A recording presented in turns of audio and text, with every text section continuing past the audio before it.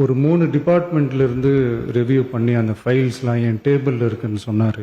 உண்மையிலேயே என் டேபிள்ல இருக்கு. அத்தனையும் ப்ரூஃபோட இருக்கு. ஓபன் பண்ண வச்சிடாதீங்க. தன்னுடைய டேபிள்ல 3 ஃபைல்ஸ் இருப்பதாகவும் அந்த ஃபைல்ஸ் அவர் திறந்து பார்க்க வச்சிடாதீங்க அப்படிங்கிற தோணியில் எங்களுடைய அரசை குற்றம் சாட்டுகின்ற வகையில் குறிப்பிட்டு பேசியிருக்கிறாரு. அந்த ஃபைல்ஸை நாங்கள் கேட்டுக்கொள்வது தயவு செய்து அவர் திறந்து பார்க்க வேண்டும். அதன் மீது அவர் ஆக்ஷன் எடுக்க வேண்டும். எதற்காக பயப்படுறீங்க, எதற்காக காலம் தாழ்த்துறீங்க, இதையே 3 மாசமா சொல்லிட்டு இருக்கீங்க.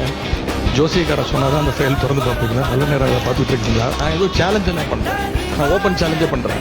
முதலமைச்சர் அவர்கள் திறந்து பார்க்கட்டும், யார் மீது நடவடிக்கை எடுக்க உண்மையாக குற்றச்சாட்டு ஆதாரத்தோடு இருந்தால் அவர் நடவடிக்கை எடுக்கட்டும். எனவே சினிமாவில் பேசுறதெல்லாம் இந்த சட்டமன்றத்தில் பேசல, நீங்கள் அவர் சீக்கிரம் பிரிச்சு பாருங்க.